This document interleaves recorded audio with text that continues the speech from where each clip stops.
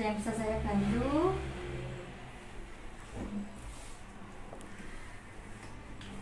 Kan Bunda, ini terkait kelanjutan kemarin Bunda yang saya mau izin ke Bunda untuk wawancara Bunda. Iya, ya Bu Tani. Kegiatan JGP saya ini ya.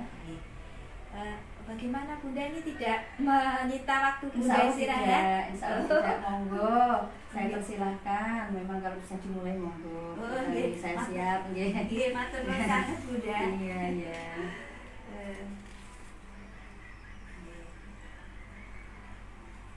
Ini untuk wawancara Bunda ya. Iya. Untuk yang nomor 1 nih Bunda. Iya. Nomor 1. Begini Bunda, ini terkait tentang pengambilan keputusan tentang dilema etika atau bujukan moral Bunda yang terjadi di sekolah kita ini Bunda. Iya. Oke. Untuk pertanyaan nomor 1, selama ini bagaimana Bunda dapat mengidentifikasi kasus-kasus yang merupakan dilema etika atau bujukan moral Bunda? Untuk mengidentifikasi dilema etika atau bujukan moral yang ada di lembaga ini, kita mengidentifikasi dengan sangat jeli karena masalah itu unik. Jadi kita mengumpulkan fakta-fakta yang jelas, fakta-fakta yang benar. Ketika mau mengambil keputusan, kita harus mengumpulkan fakta-fakta dari semua pihak terkait ataukah dari guru-guru yang ada di situ. Mungkin kita bisa mewawancarai guru-guru atau kita mengadakan rapat. Mungkin kalau wali murid ada yang berkenan menyampaikan informasi terkait tersebut, itu kita ambil informasi-informasi tersebut sehingga kita ketika kita mengambil solusi itu tepat dan bisa dipertanggungjawabkan. Soal seperti itu. Untuk yang kedua, pertanyaan kedua ini Bunda. Selama ini bagaimana Bunda menjalankan pengambilan keputusan di sekolah Bunda, terutama untuk kasus-kasus di mana ada dua kepentingan yang sama-sama benar atau sama-sama mengandung nilai kebajikan Bunda? Ketika itu sama-sama memiliki nilai kebajikan yang sama, kita harus mengambil skala prioritas. Pasti ada kelemahan dan kekurangan atau kelebihan di masing-masing dilema etika atau bujukan moral.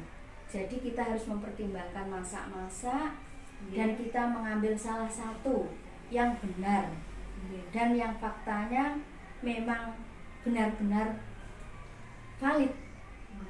Selalu seperti itu. Jadi kita ketika mengambil keputusan tidak mengecewakan salah satu pihak. Memang ada kelebihan dan kekurangan masing-masing, tapi ada salah satu yang paling bagus atau paling benar. Untuk yang ketiga, langkah-langkah atau prosedur seperti apa yang bisa Bunda lakukan selama ini? Untuk mengambil langkah-langkah tersebut, kita yang pertama yaitu mengidentifikasi masalah. Diidentifikasikan dengan benar. Yang kedua, kita mengumpulkan fakta, data-data terkait dilema etika atau bujukan moral itu tersebut dengan benar. Baru kita akan mengambil solusi dengan mengadakan rapat, misalkan rapat dengan guru secara intern. Mungkin kalau ada dengan komite sekolah kalau memang perlu, bisa juga kita berhubungan dengan instansi terkait atau stakeholder, misalkan dinas pendidikan seperti itu. Baru setelah semua prosedur itu kita jalankan, sudah terkumpul dengan bagus, kita mengambil tindakan untuk mengambil penyelesaian yang valid sesuai dengan fakta yang ada. Mungkin seperti itu Bu Tami. Yang keempat, hal apa saja selama ini Bunda anggap efektif dalam pengambilan keputusan pada kasus-kasus dilema etika? Kita bisa menganggap dan mengambil keputusan itu secara efektif apabila dari semua pihak mendukung kita, termasuk gurunya memberikan informasi, dari wali murid, mungkin dari komite memberikan informasi yang benar, sehingga fakta-fakta yang ada bisa dipertanggungjawabkan, maka keputusan bisa diambil dengan efektif. Mungkin seperti itu Bu Tami. Untuk yang kelima, hal-hal apa saja yang selama ini merupakan tantangan dalam pengambilan keputusan pada kasus-kasus dilema etika? Banyak sekali tantangannya. Ketika kita hendak mengambil keputusan, ternyata informasi yang kita terima itu sangat kurang. Ada lagi informasi yang kita terima itu melebih-lebihkan, jadi tidak sesuai kenyataan. Mungkin waktu keputusan kita dibatasi supaya cepat-cepat diselesaikan, itu juga sangat mempengaruhi yang menjadi tantangan kita, sehingga kita dalam menyelesaikan masalah kurang paham dan ragu-ragu untuk menyelesaikan masalah tersebut. Mungkin seperti itu Bu Tami. Jadi tantangannya kalau waktu dibatasi Ya, tidak bisa, harus cepat diselesaikan, misalkan seperti itu, padahal fakta yang ada belum bisa kita terima. Perlu Kita waktu, ya, perlu padahal waktu. itu. Kita perlu waktu yang panjang. Kita harus mencari fakta-fakta Iya. yang benar Iya. terkait dilema Iya. etika tersebut. karena tidak harus cepat diputuskan. Harus tahu dulu masalah yang sebenarnya. Betul, Jadi betul. nanti dalam mengambil keputusan harus benar-benar. Iya, kita harus mencari informasi yang valid Iya. dari semua segi. Iya. Tidak harus dari pribadi seorang kepala sekolah saja. Iya. Ya. Iya. Kita harus melihat dari mana-mana, dari semua, Iya. sehingga keputusan kita ambil itu Iya.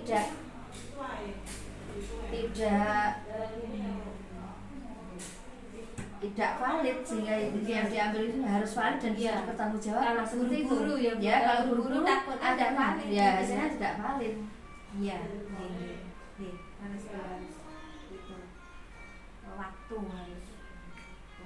Waktu Harus dan informasi, diperhatikan. nah, dan informasi itu harus sevalid mungkin. Iya. Baiklah, yang keenam Bunda Lin. Apakah Bunda memiliki sebuah tata cara atau jadwal tertentu dalam sebuah penyelesaian kasus dilema etika? Apakah Bunda langsung menyelesaikan di tempat atau memiliki sebuah jadwal untuk menyelesaikannya? Bentuk atau prosedur seperti apa yang Bunda jalankan? Sebetulnya jadwal atau tata cara itu sebaiknya memang ada. Ketika permasalahan itu kita lihat bagaimanakah masalah itu, apakah sangat genting atau harus kita selesaikan dengan sesuatu yang dengan prosedur yang langkah-langkah yang kita jalankan itu dengan sempurna. Tetapi kalau masalah itu genting, minta diselesaikan segera, sedini mungkin. Akhirnya kita harus mencari fakta yang ada secepat mungkin, sehingga jadwal pun mungkin kita dibatasi oleh waktu, sehingga jadwal mungkin tidak terjadwalkan, harus diselesaikan hari itu juga. Seperti itu. Jadi kita melihat bagaimanakah masalah itu, apakah masalah itu berat, apakah masalah itu mungkin ringan, apakah masalah itu memang harus melalui proses dan jadwal yang harus dijadwalkan seperti itu sehingga bisa hasilnya maksimal.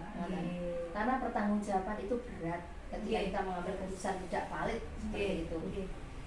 Jadi kalau misalnya masalahnya itu ringan, oh bisa hari ini selesaikan juga. Betul. Tapi kalau itu memang butuh proses yang panjang, berarti kita juga harus menjadwalkan. Betul, gitu ya, Bunda. betul, harus kita jadwalkan, harus kita tata Iya. sebaik mungkin. Karena memang keputusan itu ndak Nggak harus sekonyong-konyong, Iya, nggak harus betul. dari itu. Harus dipertanggungjawabkan. dipertanggungjawabkan dan Iya. harus banyak pertimbangan. Ketika Iya, harus pertimbangan. mengambil keputusan. Iya. Untuk selanjutnya yang ke-7, adakah seseorang atau faktor-faktor apa yang selama ini mempermudah atau membantu Bunda dalam pengambilan keputusan dalam kasus-kasus dilema etika? Yang sangat mempengaruhi untuk itu adalah motivasi dari guru-guru yang ada di lembaga kita, mungkin komite, mungkin motivasi keputusan yang kita ambil itu akan bisa memotivasi beliau-beliaunya yang terkena dilema etika atau kesukaan moral tersebut, permasalahan tersebut. Jadi dukungan dari guru yang ada di sekolah tersebut, pendidik atau tenaga pendidikan itu sangat perlu dan sangat penting, yang bisa mengarahkan kita. Memang penting ya, kerjasama. Kerjasama itu sangat warga sekolah itu. Betul. Kalau mungkin tidak ada kerjasama, kita tidak bisa apa-apa. Ya betul. Ya. Itu yang terakhir ya Bunda ya. Oh iya. Dari semua hal yang telah disampaikan, pembelajaran apa yang dapat Bunda petik dari pengalaman Bunda mengambil keputusan dilema etika? Kita sebagai kepala sekolah maupun lembaga harus selalu terbuka, menerima masukan, baik itu kelebihan atau kekurangan yang kita sampaikan. Kita harus menerima apa yang diberikan kepada kita, misalnya ada masukan dari seseorang atau apa, itu harus terbuka dan harus kita terima. Kalau mungkin bisa kita selesaikan untuk berbenah, sehingga sekolah atau lembaga kita menjadi lebih maju. Jadi masukan itu bukan merupakan cemoohan untuk lembaga kita, kekurangan itu bukan merupakan kelemahan, tapi itu akan memacu sehingga lembaga kita menuju kemajuan. Jadi masukan itu sangat penting, kita harus terbuka dan menerima. Mungkin seperti itu Bu Tami. Luar biasa sekali Bunda ya. Dari sini wawancara ini saya menambah wawasan saya juga Bunda. Pokoknya luar biasa. Bunda Khoiri itu di sini meskipun baru sebagai PLT kepala sekolah, tapi hebat sekali. Terima kasih Bu Tami pujiannya. Semoga saya tidak mengecewakan dan bisa membantu programnya Bu Tami dalam CGP bisa lancar dan sukses. Saya hanya bisa mendoakan seperti itu. Semua kekurangan itu hanya dari saya semata-mata. Saya mohon maaf yang setulus-tulusnya Bu Tami. Semoga lancar semuanya, diberikan kemudahan. Pokoknya saya terima kasih sekali Sama-sama Bu atas Tami. dukungan Bunda untuk kegiatan saya sebagai calon guru penggerak ini Bunda. Terus terang saya mengikuti calon guru penggerak ini, tujuan saya untuk mengemban amanah sebagai tenaga pendidik ya Bunda, untuk mencerdaskan anak-anak, berusaha semaksimal mungkin supaya anak-anak itu menjadi anak yang berkarakter Bunda, sesuai profil pelajar Pancasila Bunda. Ada dalam pikiran saya itu satu itu. Saya percaya Bu Tami ini orangnya kan telaten, sabar, insya Allah sukses. Amin ya Rabbal Alamin. Bimakatan mawon Bunda. Terus sangat Bunda sudah meluangkan waktu untuk saya dalam wawancara sama-sama ini. Bu Tami. Semoga Bunda Khoiri juga diberi kesehatan, amin, dan juga diberi kesuksesan, amin, baik dalam berkarir ataupun untuk keluarga, amin, Bunda semuanya. Amin. Begitu juga Bu Tami, ngaten semoga sukses lancar semuanya. Sami-sami Bu Tami. Yes, ya. Assalamualaikum. Waalaikumsalam.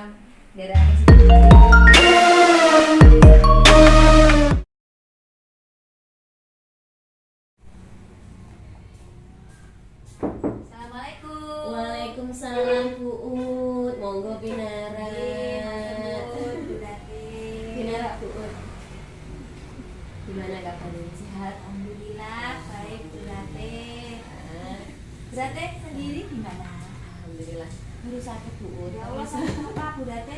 Kecapean nungguin habis. Alhamdulillah sudah agak mendingan hari ini. Apa karena cuaca juga ya. Iya, salah satu faktornya itu. Juga pekerjaan Bu Ratih yang mungkin menumpuk, Enggak.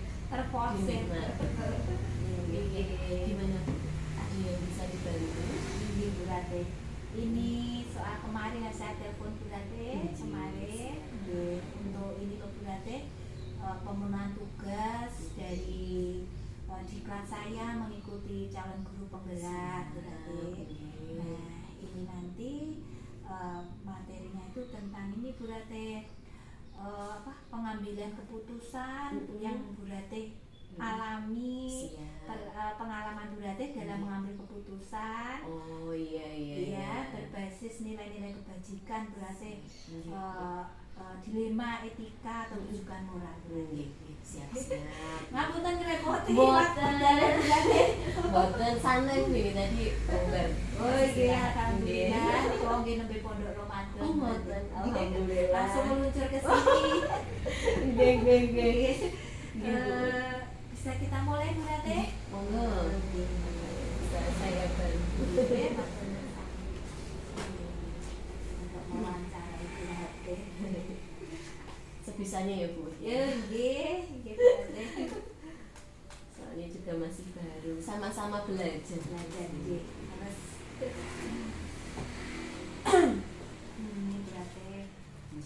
Untuk yang pertama, selama ini bagaimana Bu Ratih dapat mengidentifikasi kasus-kasus yang merupakan dilema etika atau rujukan moral?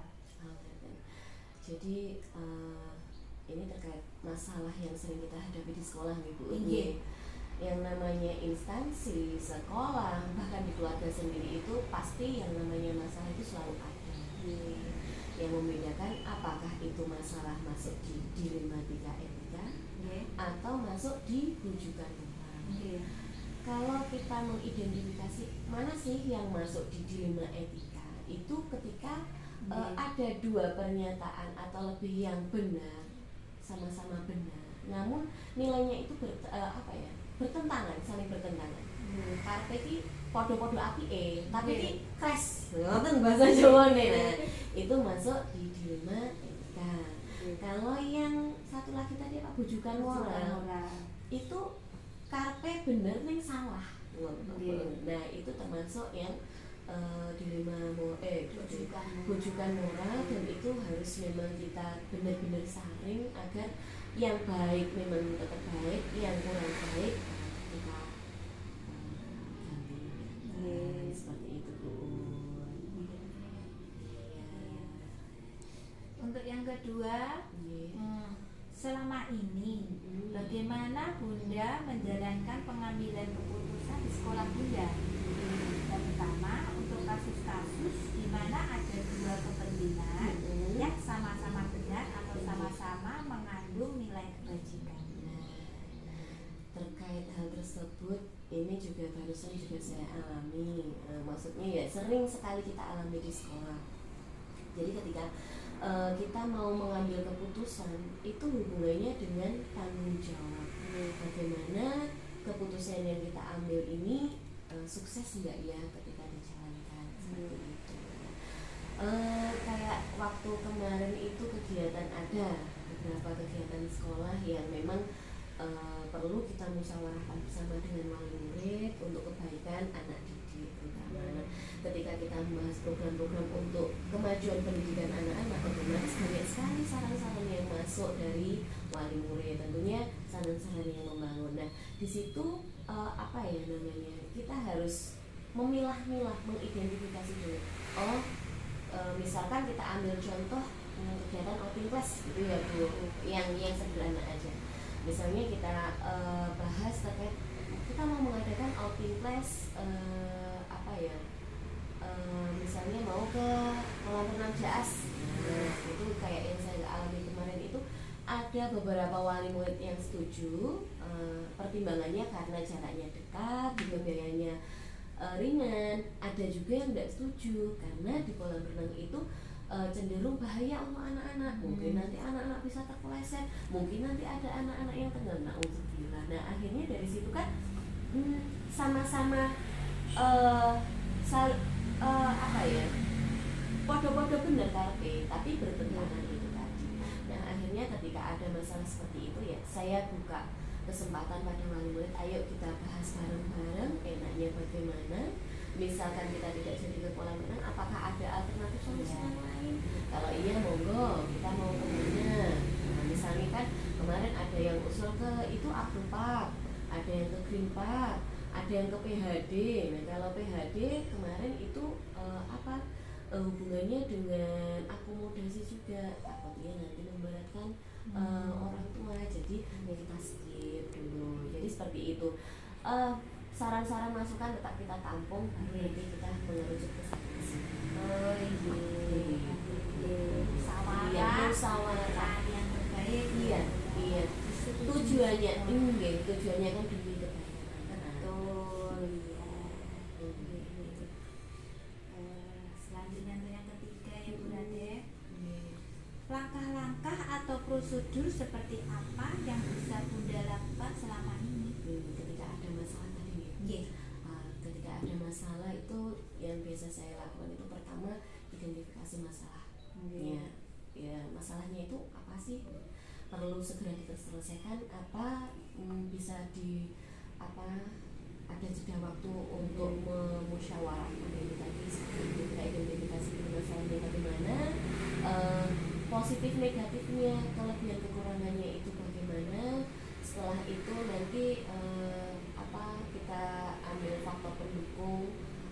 Misalkan kita sudah mencapai satu kesimpulan, lebih banyak manfaatnya apa mudorotnya seperti itu, baru nanti solusi-solusi alternatif apa yang bisa kita ambil sehingga bisa diterima oleh semua pihak, baru nanti bisa dilakukan keputusan.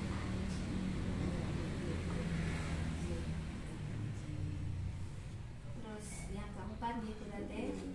Hal-hal apa saja yang selama ini Bunda anggap efektif dalam pengambilan keputusan pada kasus-kasus dilema etika? Faktor apa tuh? Hal apa saja yang efektif ya, Iya, yang yang dianggap efektif. efektif. Nah, kembali lagi kepada masalahnya. Setiap masalah itu kan unik gitu, macam-macam, beda-beda. Ada yang ringan, ada yang sedang, ada yang butuh waktu untuk memecahkannya. Jadi untuk hal-hal efektif apa itu tergantung dari besar kecilnya masalah. Nah dari masalah ketika kita sudah mengidentifikasi oh ini termasuk masalah yang sedang, nah, di situ nanti kita butuh kreativitas untuk memecahkan solusi-solusi alternatif apa yang bisa kita gunakan untuk memecahkan masalah ini. Tentunya solusi itu tidak hanya satu, ada beberapa solusi yang harus kita himpun dulu, baru setelah itu kira-kira kalau seperti ini wali murid bisa menerima enggak ya, ini nanti bisa diterima oleh semuanya enggak ya, bagus untuk anak-anak enggak ya, seperti itu. Jadi lebih ke kreativitas pemecahan soal. Kan beda masalah, beda pemecahan. Beda, ya. Selanjutnya, hal-hal apa saja yang selama ini merupakan tantangan dalam pengambilan keputusan pada kasus-kasus dilema etika? Tantangan ketika kita memecahkan kasus dilema etika itu yang pertama minimnya informasi yang kita dapat. Selain minim informasi, kadang kurang informasi itu kita juga kurang bagus. Kelebihan informasi kadang dari A ke gini ke B ke C dibumbon-bumboni malah kakean kan, semua yang berlebih itu tidak bagus. Jadi informasi yang kurang atau berlebih itu juga tantangan kita. Jadi kita harus pandai-pandai memilah-menyaring informasi yang kita dapat. Terus yang kedua, waktu dalam menyelesaikan masalah. Kadang ada masalah itu yang perlu memang butuh waktu untuk penyelesaian. Tapi ketika waktunya itu sempit dan harus diputuskan saat itu juga, nah itu kadang-kadang saya timbul ragu. Iki engko lek tak kenekne iki engko piye yo? Bagus enggak ya? Nanti sukses enggak ya? Berjalan lancar enggak ya? Seperti itu. Jadi informasi yang kurang atau lebih, terus waktu yang terbatas sama keraguan-raguan. Akhirnya kan karena waktu terbatas ada harus sekarang memutuskan gila tak kan ini bisa diterima nggak ya, malah ragu-ragu iya enggak ya. Ngoten. Itu tantangannya. Yang keenam ya Bu Rade. Apakah Bu Rade memiliki sebuah tata cara atau jadwal tertentu dalam sebuah penyelesaian kasus hubungan kita? Apakah Bunda langsung menyelesaikan di tempat atau memiliki sebuah jadwal untuk menyelesaikannya? Bentuk atau prosedur seperti apa yang Bunda jalankan? Oke. Kalau untuk jadwal tertentu itu tergantung ya, seperti yang dengan dahulukan tadi, ketika ada masalah yang bisa saya selesaikan saat itu juga ya saya selesaikan. Tapi ketika ada masalah yang mungkin masih ada waktu untuk membicarakan, memusyawarahkan dengan dewan guru atau wali murid, itu kita jadwalkan mungkin untuk pertemuan rapat dengan guru, dengan wali murid seperti itu. Tapi kalau jadwal khusus insya Allah tidak ada, karena masalah itu kan datangnya kapan saja. Tidak bisa kita jadwalkan, oh hari ini harus ada masalah seperti nggak bisa. Jadi disesuaikan dengan Terus perlu diselesaikan secepatnya. apa ada yang perlu kita tidak, musyawarahkan gitu seperti ya. itu. Untuk yang ketujuh ya Bu Rade, Iya. adakah seseorang atau faktor-faktor apa yang selama ini mempermudah atau membantu Bunda dalam pengambilan keputusan dalam kasus-kasus dilema etika?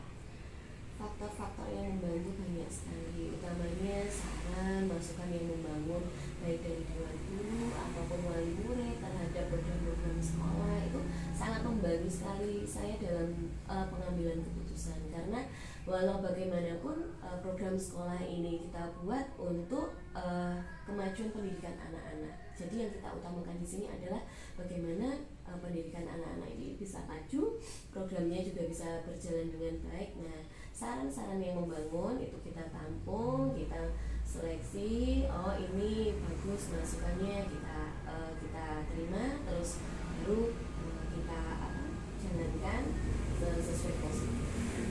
Terus ketika kita sudah ngedok keputusan, itu tidak langsung setelah putusan jadi wes bar enggak, tapi ada yang namanya monitoring dan evaluasi atau tindak lanjut. Jadi seberapa berhasilkah program sekolah saya, apakah ada kekurangan atau ada yang perlu ditambah, itu bisa kita jadikan masukan untuk program kita selanjutnya. Oke, seperti itu. Yang terakhir ya Bunda, dari semua hal yang telah disampaikan, pembelajaran apa yang dapat Bunda petik dari pengalaman Bunda mengambil keputusan di dilema etika? Yang pelajaran yang selama ini saya petik itu karena saya selama ini itu selalu melibatkan semua warga sekolah, baik itu guru atau wali murid, dan di situ pun saya juga selalu terbuka. Tidak hanya saya itu juga mengajak wali murid, ayo sama-sama kita terbuka agar program-program sekolah ini bisa berjalan dengan lancar. Transparansi penggunaan keuangan juga, termasuk ketika kita mau ada kegiatan apa, wali murid saya ikut sertakan langsung. Ayo kita list, kita butuhnya apa saja, di list biayanya yang kita butuhkan untuk apa saja, berapa di total, dibagi sekian. Jadi wali murid tahu, oh penggunaan dananya untuk kegiatan ini sekian, dibagi sekian, dapatnya sekian. Jadi ndak ada kecurigaan, oh engkau selalu iki duitnya dianus, kadang ada seperti itu. Jadi selama ini asas keterbukaan, transparansi, saling menghormati keputusan satu sama lain, itu selalu kami junjung di sini, agar nantinya ketika program itu sudah berjalan tidak ada lagi hambatan-hambatan yang kita temui. Luar biasa sekali Bunda. Dari sini saya sampai jadi masih apa ya? belajar. Saya sendiri menambah wawasan saya sangat sekali ya Ini Allah. sama saya juga dengan begini juga belajar Bu. Ini masih tahapnya juga belajar ya Allah, masih banyak kekurangan di sana sini, mohon maaf. Ada kekurangan saya hebat. Oke Bu. Dari ini Bunda apa? Yang Bunda paparkan tadi tentang keputusan jika Bunda mengalami suatu masalah, saya menjadi apa ya? Menjadi pikiran saya, hati saya itu sangat-sangat tersentuh sekali. Nanti bisa untuk lembaga saya bisa saya terapkan dalam diri saya sendiri. Kalau saya memiliki masalah, oh begini, itu gitu. Penting komunikasi itu kan penting. Jadi kuncinya ketika ada masalah jangan dendam sendiri, komunikasikanlah dengan teman guru atau misal pun itu nanti hubungannya dengan wali murid, ya kita komunikasikan dengan wali murid. Tujuannya kita baik, insya Allah Allah Amin ya rabbal alamin. Kiranya